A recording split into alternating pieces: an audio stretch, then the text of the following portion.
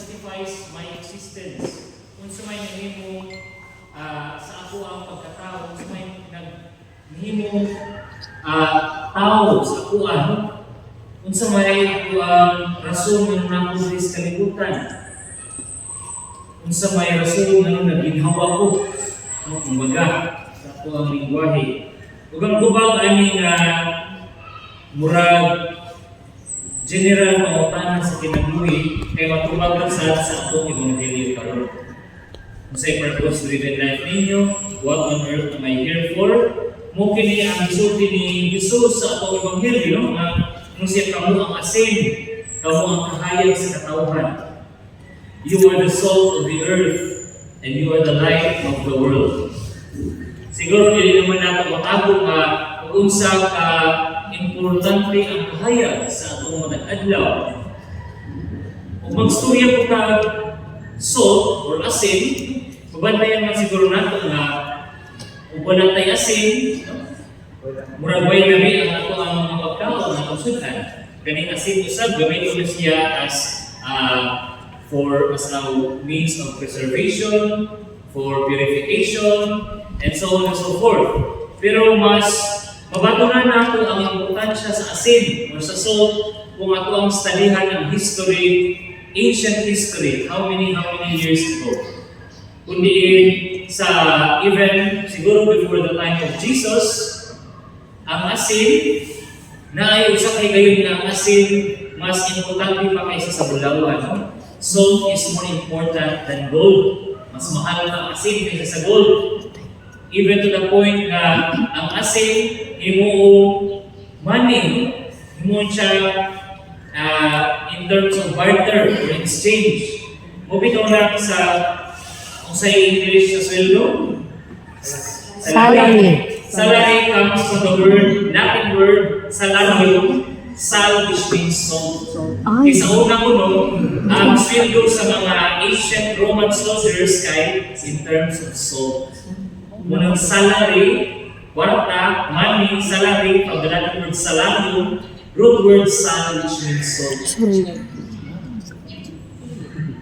Imagine, no? Magkira mo sa ATM, sa Imperial ka niya, gawas ko sa nakilo kasi.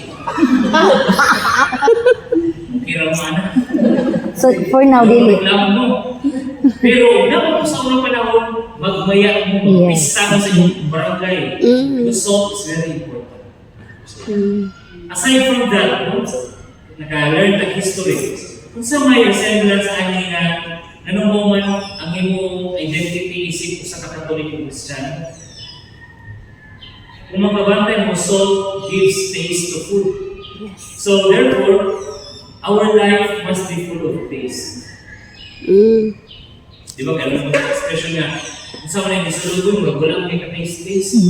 Either ba tayo bisulog, or yung mga bisulog, wala kang Christmas tree, may ka nag-luloy, so forth. Tinawag ka, wala kang ka-taste, ba tayo mag-taste sa kinabuhi. So, kung ginawag ganito, you have great taste, or you have a good taste of passion, you have a good taste of soul and so forth. So therefore, nakay maayong outward o panggawas na appearance. So therefore, ay mention na yung gusto, ang common denominator sa asin o kahayag, or ang common denominator sa salt and light, is that salt and light represents outward direction. Salt and light represents an altruistic form for others. It represents unselfishness. It represents charity. It represents kindness. Sumuko na, bumalik ka akong pangutana, katong what on earth are you here for? Kasi may purpose na nang mo kalibutan, it is to be kind and charitable for others. Mogulo na ang rason. You must be selfless. Kumbaga. Diba, nang sa early 2000 na ito'y Jubilee Year of the Family. I forgot the exact year. Yung theme song, which was performed by Jamie Rivera, was Only Selfless Love. Familiar mo ang kanta? Yes. Diba nyo kayo? So, bagong magpapatanunan mo sa katuan. Pero ang chorus na nilindot, no? Yung siya na, Only selfless love. Jesus showed the world that only selfless love can bring 100-fold of fathers, mothers, brothers, sisters, all. Where peace and mercy reigns, where faith and hope remains, where love begins and ends in God's embrace. Calling all families, let's make it happen through only selfless love. Selfless yan. Only selfless love, ano, ang key para mag-iusa, ang nasod para mag-iusa ang pamilya. Kaya lang na magsugod sa pamilya, anan. Diba? It is only selfless love. Makabantay mo kung nagsimbo mo itong iyang andaw, the gospel talks about na humana o mission ng apostoles. Nag-gather sila, unite sila once again, nag-share sila experience. Yan, sa ilang katapoy, sa ilang ang 12 apostles, si Jesus, silang katapoy, naghimo sila mini-retreat, milabang sila sa Sea of Galilee, Lake of Galilee. Yung pa sila magod sa ilang retreat house, na mga tao about nila dito. Kanya, even though sa ilang kabisi, they don't even have time to eat, may napaputang dito sa gospel. Yung sa may gibuhat ni Jesus, imbis muna tayo ng pangaway nila. Kung niya biyaya yung mga tao, siguro kung sa pangaway ato, kung sa ikaw, yato bang Jesus ang great multitude of people. And Jesus stayed with them, and Jesus taught them. So, wala biyaya ni Jesus ang mga tao. Maski ikapoy siya, igutom siya, nindot ng buhay. So that is a concrete act of selfless love. Not selfish love, but selfless. Outward direction, yung unawon ng ibang tao.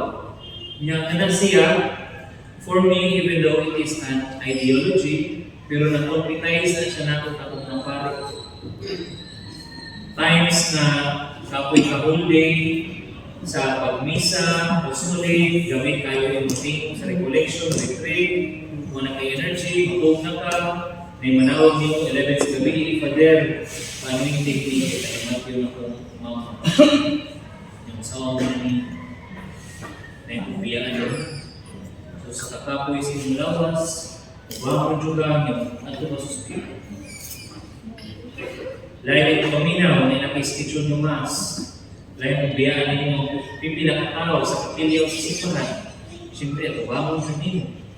And it's not only for priesthood. Sa tanang bukasyon ni siya, sa usap inahan, amahan, kamadre, religious brothers and sisters, tanang-tanan, we are called to be salt and light of the world.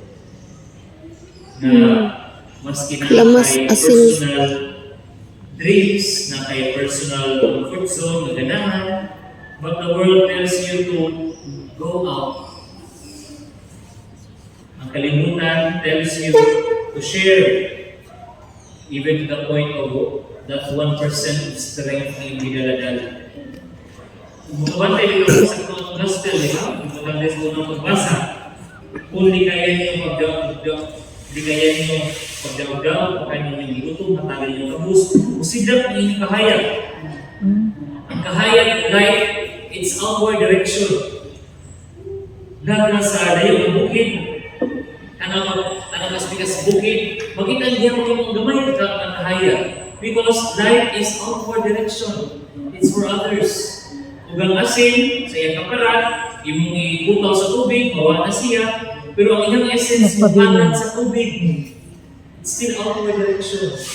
So muna siya identity kuno nato isip Kristiyano Katoliko. Pinawagpong ka, masawa ako, pagkakaroon niya ito, kung pagsakripisyo din sa misa, ato remember ang mga times na kanos naman po nahimong asin sa kalimutan o kahayag sa katawan. It's a very good reflective question for us to find in our life.